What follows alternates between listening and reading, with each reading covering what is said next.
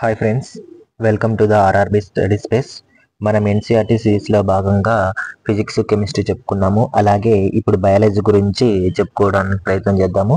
మనము బయాలజీలో ఫస్ట్ చాప్టర్గా నేను రక్త ప్రసరణ వ్యవస్థ గురించి మన ఎన్సీఆర్టీ బేస్లో వచ్చేటువంటి ఇంపార్టెంట్ పాయింట్స్ మొత్తం ఒక లెసన్ రూపంలో చెప్పదలుచుకున్నాను. అయితే ఇది చాలా పెద్ద చాప్టరు, రక్త ప్రసరణ వ్యవస్థ. అయితే ఇది అనేక పార్ట్లుగా నేను ఎక్స్ప్లెయిన్ చేయడానికి ప్రయత్నం చేస్తాను. మొదటి పార్ట్గా ఇప్పుడు రక్త ప్రసరణ వ్యవస్థ గురించి చెప్పుకుందాం. మొదటిసారిగా రక్త ప్రసరణ కలిగిన జీవుల్ని అనిలిడ జీవులు అంటారు. ఇందుకు ఉదాహరణ వచ్చేసి జలగ మరియు వానపాము. అంటే ఇంతకుముందు ఉన్నటువంటి జీవులు, ఈ అనిలిడ వర్గానికి అంటే ముందు ఉన్న జీవుల్లో ఈ రక్త ప్రసరణ వ్యవస్థ అనేది లేదనమాట. ఈ ప్రసరణ వ్యవస్థ కాకోకుండా వేరే విధానాల ద్వారా రక్తం అనేది సరఫరా అయ్యేదనమాట. అది మనము జంతు శాస్త్రంలో ఇన్ డీటెయిల్గా మనం చెప్పుకుంటాము. మొదటిసారిగా రక్త ప్రసరణ వ్యవస్థ ఈ సిద్ధాంతాన్ని ఎవరు వివరించారంటే మార్సెల్లో మాల్పీస్ అనేటువంటి సైంటిస్టు రక్త ప్రసరణ వ్యవస్థ ఎలా ఏర్పడింది అనేటువంటి సిద్ధాంతాన్ని ఈయన వివరించారనమాట. నెక్స్ట్, కృత్రిమంగా గుండెకు రక్తం అందే విధానాన్ని కనుగొన్నది విలియం హార్వే అనమాట. మామూలుగా మనకు గుండెకు సంబంధించి రక్తం అనేది నార్మల్గానే ఫ్లో అవుతుంటుంది. కృత్రిమంగా ఏమన్నా ఎట్లా గుండెకు మనం రక్తం అందించాలి అనే విధానాన్ని కనుగొన్నది ఎవరంటే విలియం హార్వే అనమాట. అందుకే ఈయనని ఫాదర్ ఆఫ్ బ్లడ్ సర్క్యులేషన్ అని పిలుస్తారనమాట. రక్త ప్రసరణ వ్యవస్థ పితామహుడుగా విలియం హార్వేని మనం పిలుస్తామన్నమాట. మొదటిసారిగా రక్త మార్పిడి విధానాన్ని కనుగొన్నది ఎవరంటే బ్రుండెల్ అనమాట. సో మనము ఎప్పుడైనా యాక్సిడెంట్ అయినప్పుడు వేరే వాళ్ళకి బ్లడ్ డొనేట్ చేస్తుంటాం, లేదా ప్రెగ్నెంట్ లేడీస్కి బ్లడ్ తక్కువైందని చెప్పేసి మనం బ్లడ్ ఇస్తుంటాం కదా. ఈ బ్లడ్ రక్త మార్పిడి విధానాన్ని ఎవరు కనుగొన్నారంటే బ్రుండెల్ అనమాట. నెక్స్ట్, రక్త ప్రసరణ వ్యవస్థ అనేది ఎలా ఏర్పడింది? అసలు ఈ రక్త ప్రసరణ వ్యవస్థ ఎలా ఏర్పడిందంటే జీవులు వాటి యొక్క శరీరం పెరుగుదల మరియు నిర్వహణల కోసము కొన్ని అవసరమై ఉన్నాయన్నమాట. అవి ఏంటంటే పోషకాలు, ద్రవ పదార్థాలు, వాయువులు అనమాట. సో ప్రతి జీవి ఎదగాలన్నా, అది జీవించాలన్నా ఖచ్చితంగా ఆహారం కావాలి పోషకాల రూపంలో, నీరు కావాలి ద్రవ పదార్థాల రూపంలో, పీల్చడానికి వాయువు కావాలి. కాబట్టి ఈ మూడు ఉంటేనే ఆ జీవి అనేది పెరుగుదల అనేది సాధ్యమవుతుంది. ఇతనే అనమాట బ్లుందెల్ అనమాట. బ్లుందెల్ ఏం చేశాడంటే రక్త మార్పిడి విధానాన్ని కనుగొన్నాడు అనమాట. ఈయన వచ్చేసి మాల్పీజ్ అనమాట. మొదటిసారిగా రక్త ప్రసరణ వ్యవస్థ సిద్ధాంతాన్ని ప్రతిపాదించింది ఈయనే అనమాట. ఈయన విలియం హార్వే ఏం చేశాడంటే కృత్రిమంగా గుండెకు రక్తం అందే విధానాన్ని కనుగొన్నాడు అనమాట. ఇప్పుడు మనం చూడొచ్చు అనిలీడ వర్గానికి చెందినటువంటి ఇవి జలగలు అనమాట. ఈ జనగల్లోనే మొదటిసారిగా రక్త ప్రసరణ వ్యవస్థను కలిగి ఉన్నాయన్నమాట. వానపాము మనం ఆల్రెడీ చూసే ఉంటాము. వానపాములు కూడా ఈ రక్త ప్రసరణ వ్యవస్థను కలిగినటువంటి మొదటి తరం జీవులు అనమాట. నెక్స్ట్, ఏకకణ జీవులలో ఈ పదార్థాలను ఎక్కువగా దూరం రవాణా చేయవలసిన అవసరం లేదు. అంటే ఈ పోషకాలు, ద్రవ పదార్థాలు, వాయు పదార్థాలు అనేటువంటివి తన శరీరంలో ఎక్కువ దూరం రవాణా చేయాల్సిన అవసరం లేదు. ఎందుకంటే అవి ఏకకణ జీవులు కాబట్టి ఒక కణంలోనే అన్ని రకాల వ్యవస్థలు కలిగి ఉంటాయి అన్నమాట. శ్వాస వ్యవస్థ, రక్త ప్రసరణ వ్యవస్థ, విసర్జక వ్యవస్థ మొదలైనవన్నీ కూడా ఈ ఒక్క కణంలోనే కలిగి ఉంటాయి అన్నమాట. భూమిపై నివసించేటువంటి వృక్షాల వంటి బహుకణ జీవులలో దాదాపుగా 100 మీటర్ల దూరం వరకు ఈ పదార్థాలను రవాణా చేయవలసి వస్తుందన్నమాట. ఇప్పుడు భూమిపై నివసించేటువంటి వృక్షాలు కావచ్చు, ఇతర జీవులు కావచ్చు అనమాట. వీటి అనేక కణాలతో ఏర్పడి ఉంటాయి కాబట్టి వీటిని బహుకణ జీవులు అని పిలుస్తాం అన్నమాట. సో ఒక్కొక్క చెట్టు వచ్చేసి కొన్ని మీటర్ల ఎత్తు ఉంటుంది కదా, కింది నుంచి పై వరకు వెళ్ళడానికి మనకి ఏంటంటే ఈ ఎక్కువ వేరే వ్యవస్థ కావాల్సి వచ్చిందనమాట.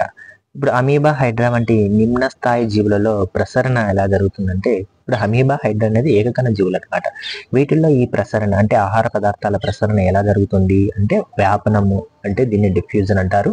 ద్రవాభిసరణ, ఆస్మోసిస్ అనేటువంటి ప్రాసెస్ జరుగుతుంది. ఇది జంతు శాస్త్రం అనేటువంటి చాప్టర్లో ఇన్ డీటెయిల్గా మనం ఎక్స్ప్లెయిన్ చేసుకుంటాము. ఇవి చాలా పెద్ద టాపిక్స్ అనమాట.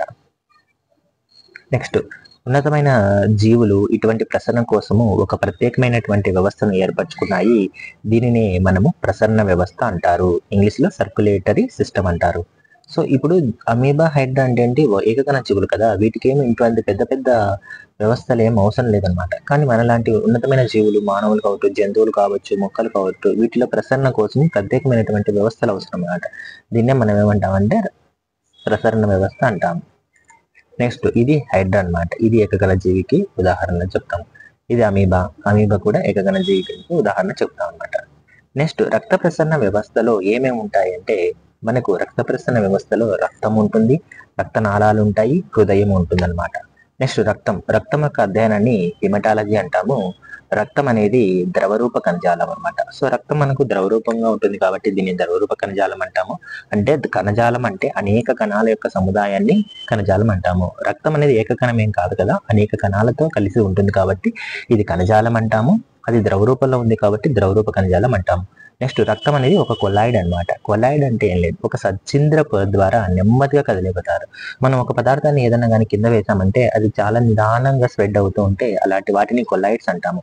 ఉదాహరణకు రక్తం ఉంది, గుడ్డు యొక్క తెలసొన, జిగుర్లు, రేసిన్లు ఇలాంటి పదార్థాలను మనము కింద వేసినట్లయితే అవి చాలా నెమ్మదిగా ప్రయాణం చేస్తాయి అనమాట, ప్రసరిస్తాయి. దీనిని మనము కొలాయిడ్స్ అంటాం. నెక్స్ట్ ఆరోగ్యవంతమైనటువంటి మానవుడు యొక్క రక్త పరిమాణం ఎంత ఉంటుందంటే 5 నుంచి 6 లీటర్ల వరకు ఉంటుందన్నమాట. రక్తం బరువు శరీరంలో ఎంత శాతం ఉంటుందంట? మన శరీరంలో 7 నుంచి 10% వరకు ఉంటుందన్నమాట. సో మనం శరీర బరువు ఎంత 100% అనుకుంటే 100%లో 7 నుంచి 10% వరకు రక్తమే ఉంటుందన్నమాట. మొత్తం మన రక్తనాళాల్లో నుంచి ప్రతి అవయవంలో ప్రసరించేటువంటి రక్తాన్ని కనుక మనము తీసి చూసినట్లయితే మన బాడీ వెయిట్ లో అది 7 to 10% ఉంటుందన్నమాట. అయితే రక్తం ఎలా ఏర్పడుతుంది? రక్తం అనేది హిమోగ్లోబిన్ వల్ల ఏర్పడుతుంది కదా. అయితే రక్తము అనేది 4 Fe పరమాణువులతో ఏర్పడినటువంటి పారాఫెరిన్ వలయం అనమాట. పారాఫిరిన్ వలయం అంటే ఏం లేదు, ఈ అణువులతో కలిపి ఒక స్ట్రక్చర్ రూపంలో ఏర్పడడాన్ని మనము పారాఫిరిన్ వలయం అంటాము. రక్తం యొక్క pH విలువ ఎలా ఉంటుందంట? 7.3 నుంచి 7.4 ఉంటుందంటే ఇప్పుడు మనం 7 కన్నా ఎక్కువగా ఉంటే దాన్ని క్షారాల కిందకి లెక్క పడ్డాం కాబట్టి సో రక్తం యొక్క pH విలువ 7 కన్నా ఎక్కువ ఉంది, 7.3 నుంచి 7.4 ఉంది కాబట్టి దీన్ని మనం ఏమంటామంటే క్షారత్వం కిందకి వస్తుంది అనమాట.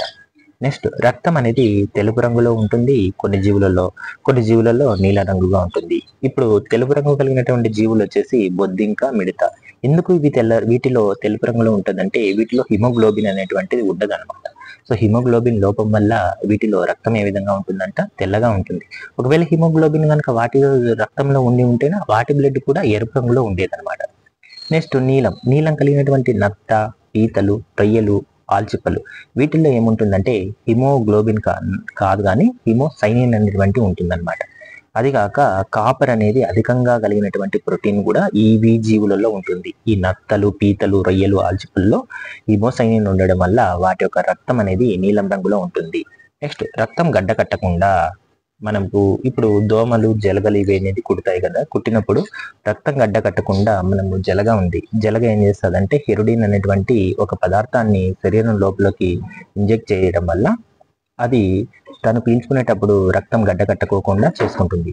ఇప్పుడు దోమ కుట్టినప్పుడు కూడా ఏం చేస్తుందంటే హిమోలైసిన్ అనేటువంటి పదార్థాన్ని మన శరీర భాగంలో ఇంజెక్ట్ చేయడం వల్ల అది ఏమైందంటే తను రక్తం పీల్చుకునేటప్పుడు అది గడ్డ కట్టుకోకుండా మనకు చేసుకుంటుంది అనమాట. ఇప్పుడు రక్తం అనేది మన శరీరం బయటకు వస్తానే ఆటోమేటిక్గా గడ్డ కడుతుంది. అది జలగ పీల్చడం కావచ్చు, దోమ కుట్టడం కావచ్చు, ఏదైనా ప్రాసెస్ వల్ల అది బయటకు వస్తుంది అనమాట. నెక్స్ట్ ప్లిబోటోమీ అంటే ఏంటంటే వైద్య శాస్త్రంలో జలగను ఉపయోగించి చెడు రక్తాన్ని పీల్చడాన్ని మనము ప్లిబోటోమీ అంటాం అనమాట. ఏదైనా బ్లడ్ ఉంటుంది కదా, చెడు రక్తాన్ని ఇది బయటికి తీయడానికి ఒక పద్ధతి అనమాట. నెక్స్ట్ సీరం అనగా ఏంటంటే రక్తం గడ్డ కట్టిన తర్వాత దానిపై ఏర్పడేటువంటి ఎండుగడ్డి అంటే ఒక పసుపు రంగు లాంటి పదార్థాన్ని మనం సీరం అంటాము. ఇప్పుడు రక్తం ఉందండి, మనం ఏదైనా జంతువుని కోస్తూ ఉంటాం, ముఖ్యంగా పొట్టేలు, వీటిపై బ్లడ్ అనేది ఒక ప్లేట్లో తీసుకున్నప్పుడు అది గడ్డ కడుతుంది కదా, దానిపైన ఏర్పడేటువంటి ఎండుగడ్డి పసుపు రంగులో ఉన్నటువంటి పదార్థాన్ని సీరం అంటాం. అయితే సీరంలో ఏముంటాయి అంట? ప్రతిరక్షకాలు ఉంటాయి అన్నమాట. అంటే యాంటీబాడీస్ అనేది సీరంలో ఉంటాయి. అయితే సీరంలో లేనివి ఏంటివి? ప్రోటీన్స్ ఉండవు. అంటే ప్రోటీన్స్ అంటే ఆల్బుమిన్స్, ఫిబ్రినోజన్ ఇలాంటి ప్రోటీన్స్ ఏమి ఉండవు. అలాగే రక్త కణాలు ఏమి లేవు. ఇది ఒక పసుపు రంగులో ఉండేటువంటి పదార్థం. నేను వీటిని చూపించే ప్రయత్నం చేస్తాను. ఇప్పుడు చూడండి, సీరం ఉంది, ఇక్కడ ప్లాస్మా ఉంది. సీరానికి ప్లాస్మాకి డిఫరెన్స్ ఏంటంటే రక్తము గడ్డ కట్టిన తర్వాత ఏర్పడేటువంటి పదార్థమే సీరం అనమాట. ఇది ప్లాస్మా ఏంటంటే రక్తం గడ్డ కట్టుకోకుండా రక్తంలో ఉండేటువంటి పదార్థమే ప్లాస్మా. ఇప్పుడు మనం చూసినట్లయితే ఇక్కడ సీరంలో రక్తం గడ్డ కట్టి ఉంది కాబట్టి కింద కొద్ది వరకు ఉంది. ప్లాస్మాలో ఏముంది? రక్తం గడ్డ కట్టదు, రక్తంతో పాటుగా ప్లాస్మా ఉంటుంది అనమాట. నెక్స్ట్ రక్తంలోని భాగాలు వచ్చేసి ప్లాస్మా ఉంటుంది, అలాగే రక్త కణాలు ఉంటుంది. ప్లాస్మా ఎంత ఉంటాయంట 55% ప్లాస్మా ఉంటుంది, రక్త కణాలు 45% ఉంటాయన్నమాట. ఇప్పుడు చూస్తే 55% ప్లాస్మా ఉంటుంది, 45% అనేది రక్త కణాలు ఉంటాయి. సో ఈ 55%లో నీరు శాతం ఎంత ఉంటుందంట 92% నీరు ఉంటుంది. ఇప్పుడు మన ప్లాస్మా చూస్తే ఈ 55%లో అంతా నీరే అనమాట. ఆ నీటి శాతం ఎంత 92%. అదే రక్త కణాలలో నీరు శాతం ఎంత, రక్త కణాలలో 90% నీరే ఉంటుంది, ఒక 10% మాత్రమే ఘన పదార్థాలు ఉంటాయి అన్నమాట. రక్తం యొక్క ఉత్పత్తిని ఏమంటామంటే హిమోపాయసిస్ అంటాము, లేదా హిమటోపాయసిస్ అని పిలుస్తాం అనమాట. రక్తం ఎర్రగా ఉండటం గల కారణం వచ్చేసి హిమోగ్లోబిన్ అనమాట. ఇది మనకు చిన్నప్పటి నుంచి తెలిసిన విషయమే. రక్తము ప్రవహించే విధానము 2 రకాలుగా ఉంటుంది. సమృద్ధ విధానము, దీన్నే బంధిత విధానం అంటారు, క్లోజ్డ్ బ్లడ్ సర్క్యులేషన్ అంటారు. వానపాము, మానవుడు, చేపలు అనమాట. అంటే రక్తం అనేది సమృద్ధం అంటే కేవలం రక్తనాళాలలో మాత్రమే ప్రవహిస్తే దాన్ని సమృద్ధము లేదా బంధిత సర్క్యులేషన్ అని పిలుస్తాం అనమాట. ఇప్పుడు వానపాము ఉంది, మానవుడు ఉంది, ఇప్పుడు మనం ఉన్నాము. మనము అనేది మన శరీరంలో రక్తం ఏంది కేవలం రక్తనాళాల ద్వారా మాత్రమే ప్రవహిస్తుంది కదా, అంటే కేవలం రక్తనాళాలలో మాత్రమే ఉంటుంది కాబట్టి ఇది బంధించబడి ఉంది కాబట్టి బంధిత రక్త విధానం అంటాము. అది వివృత లేదా స్వేచ్ఛాయుతంగా అంటే ఓపెన్ బ్లడ్ సర్క్యులేషన్. ఇప్పుడు కీటకాలు లేదా మొలస్కాలు ఇలాంటి వాటికి ఏం చేస్తామంటే బ్లడ్ అనేది రక్తనాళాలు ఉండవు కాబట్టి అది మొత్తం బాడీ మొత్తం అంతా స్ప్రెడ్ అయి ఉంటుంది అనమాట. దాన్ని స్వేచ్ఛాయుత రక్త ప్రసరణ వ్యవస్థ అంటాము. నెక్స్ట్ సీరం యొక్క అధ్యయనాన్ని సీరాలజీ అంటారు. మనకు సీరం యొక్క ఇన్స్టిట్యూట్ పుణేలో ఉంటుంది. ఇది సీరం కదా, సీరం అయితే చెప్పాను, ఇది సీరం ఇన్స్టిట్యూట్ అన్నమాట, ఇది పుణేలో ఉంటుంది. నెక్స్ట్ ప్లాస్మా ఆల్రెడీ చెప్పాను. రక్తం కట్టక ముందు కనిపించేటువంటి తెల్లని రంగు పదార్థమే ప్లాస్మా అంటారు. ప్లాస్మాలో మన రక్తంలో ప్లాస్మా ఎంత ఉంటుంది అంటే 55 ఉంటుంది. ప్లాస్మాలో నీటి శాతం 92% ఉంటుంది. ప్లాస్మా యొక్క pH విలువ 7.1, అంటే ఇది కూడా కొంచెం క్షారత్వం కలిగి ఉంటుంది. ప్లాస్మాల లవణాల శాతం వచ్చేసి 0.85 to 0.90 ఉంటుంది. అయితే ప్లాస్మాలో అధికంగా కలిగినటువంటివి ఏముంటాయంట అకర్బన పదార్థాలు అంటే నీరు. కర్బనం అంటే మనకు ప్రోటీన్స్ ఇవి వస్తాయన్నమాట. ప్రోటీన్స్ ఏముండవు, అంటే ప్రోటీన్స్ ఉంటాయి, నీరు కూడా ఉంటుంది. మనకు నీరు దాదాపుగా 92% నీరు ఉంది కదా, అది నీరు అనేది అకర్బన పదార్థం కిందకి వస్తుంది, ప్రోటీన్స్ వచ్చేసి కర్బన పదార్థం కిందకి వస్తాయి అన్నమాట. నెక్స్ట్ ప్లాస్మాలో ఏముంటాయంట హార్మోన్స్ ఉంటాయి, కొన్ని రకాల ప్రోటీన్స్ ఉంటాయి, కొన్ని రకాల వ్యర్థ పదార్థాలు ఉంటాయి. ప్రోటీన్స్ వచ్చేసి అల్బ్యూమిన్ అనేటువంటి ఒక ప్రోటీన్ ఉంటుంది, గ్లాబ్యులిన్ అనేది ఉంటుంది, ప్రోత్రాంబిన్ అనేది ఉంటుంది అనమాట. ఈ అల్బ్యూమిన్ అనేటువంటి లోపం వల్ల మనకు వచ్చేటువంటి వ్యాధి ఏమంటే ఎడిమా వ్యాధి అంటాము. దీనివల్ల ఏమవుతుందంటే శరీరంలో నీరు అనేది ఎక్కువగా ఉబ్బుతుంది. కొద్దిమంది చూస్తుంటారు చాలా ఉబ్బుగా పోయి ఉంటారు అన్నమాట ఏదైనా వ్యాధి వచ్చినప్పుడు. అదేంటంటే ఈ అల్బ్యూమిన్ లోపం వల్ల వచ్చి ఉంటుంది అనమాట. ఇంకా గ్లాబ్యులిన్ ఏంటంటే మనం తీసుకున్నటువంటి ఆహారాలు శరీరం రక్తంలో ప్రవహించడానికి సరఫరా అవ్వడానికి, అంటే ఆహార పదార్థాల ప్రసరణకు ఈ గ్లాబ్యులిన్ అనేటువంటి ప్రోటీన్ అనేది ఉపయోగపడుతుంది. ప్రోతాంబిన్ అంటే రక్తం గడ్డకట్టకుండా చేసేది ప్రోతాంబిన్ అన్నది. ఇవన్నీ కూడా ప్లాస్మాలో ఉంటాయి. నెక్స్ట్ హిమోగ్లోబిన్ ని కొలిచే పద్ధతిని ఏమంటామంటే కంప్లీట్ బ్లడ్ కౌంట్ అంటాం అనమాట. దీన్ని గ్రామ్ పర్ డెసిలీటర్స్ లో కొలుస్తారు అనమాట. పిల్లల్లో వచ్చేసి 11 నుంచి 13 గ్రామ్ పర్ డెసిలీటర్ ఉంటుంది. స్త్రీలలో వచ్చేసి 12 నుండి 16 గ్రాములు పర్ డెసిలీటర్ ఉంటుంది. పురుషుల్లో అయితే 14 నుండి 18 ఉంటుంది. ఇప్పుడు మనం ఎవరికైనా బ్లడ్ చెకప్కి వెళ్ళినప్పుడు బ్లడ్ పర్సెంటేజ్ తక్కువ ఉంది అని చెప్తుంటారు కదా, సో అదే అనమాట. ముఖ్యంగా ప్రెగ్నెంట్ లేడీస్ డెలివరీ టైంలో బ్లడ్ కౌంట్ వాళ్ళు చూస్తారనమాట. తక్కువగా ఉన్నట్లంటే డెలివరీ టైంలో ఎవరైనా బ్లడ్ ఇవ్వమని చేసి వాళ్ళు సజెస్ట్ చేస్తుంటారు అనమాట. ఇది ఆల్రెడీ చెప్పాను ప్లాస్మాలో ఎలా ఉంటుంది అనేది. నెక్స్ట్ రక్త కణాల గురించి చెప్పుకుంటే రక్త కణాలు వచ్చేసి ఇప్పుడు ప్లాస్మా అయిపోయింది. రక్త కణాలు 25 కోట్ల వరకు ఉంటాయి అన్నమాట ఒక సాధారణ మనిషిలో. నెక్స్ట్ రక్తంలో రక్త కణాల శాతం ఎంత ఉంటుంది 45% ఉంటుంది. చూపించాను కదా, ఇక్కడ 40% ఉంది. నెక్స్ట్ రక్త కణాలలో నీటి శాతం ఎంత ఉంటుందంటే 90 ఉంటుంది. రక్త కణాలకు pH విలువ 7 కన్నా ఎక్కువే ఉంటుంది. అంటే రక్తం కూడా క్షార స్వభావాన్ని కలిగి ఉంటుంది అనమాట. ఒక రక్త కణాన్ని మనం తీసుకున్నట్లయితే దాని యొక్క పరిమాణం ఏ విధంగా ఉంటుందంటే 800 నానోమీటర్స్ ఉంటుంది. రక్త కణాల్లో రకాలు ఉంటాయన్నమాట. ఎర్ర రక్త కణాలు, తెల్ల రక్త కణాలు, రక్త ఫలికలు.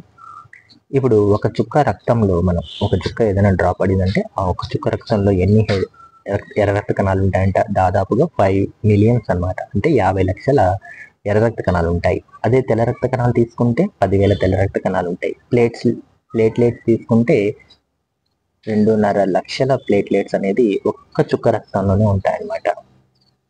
ఇప్పుడు చూద్దాము ఇవి ఇక్కడ మనకు ఇది రక్త కణాలు వచ్చేసి 45% ఉంటాయి. ఈ 45%లో ఏమేమి ఉంటాయంట, ఇక్కడ ఎర్ర రక్త కణాలు చూడొచ్చు, ప్లేట్లెట్స్ చూడొచ్చు, అలాగే వైట్ బ్లడ్ సెల్స్ కూడా చూడొచ్చు అనమాట. నెక్స్ట్ ఇవే ఇక్కడ కూడా చూడొచ్చు అనమాట. రెడ్ బ్లడ్ సెల్స్ ఏ విధంగా ఉంటాయి, వైట్ బ్లడ్ సెల్స్ ఏ విధంగా ఉంటాయి, ప్లేట్లెట్స్ ఎక్కడ ఏ విధంగా ఉంటాయి అనేది ఇన్ డీటెయిల్గా చెప్తాను. నెక్స్ట్ ఇప్పుడు ఎర్ర రక్త కణాలు. ఎర్ర రక్త కణాలు వచ్చేసి ఎర్ర రక్త కణాలను ఎరిథ్రోసైట్స్ అంటారు. దీన్ని కనుగొన్నది యాంటోనీ లివెన్హుక్ అనమాట. ఎర్ర రక్త కణాల యొక్క ఉత్పత్తిని మనము ఎరిథ్రోపాయసిస్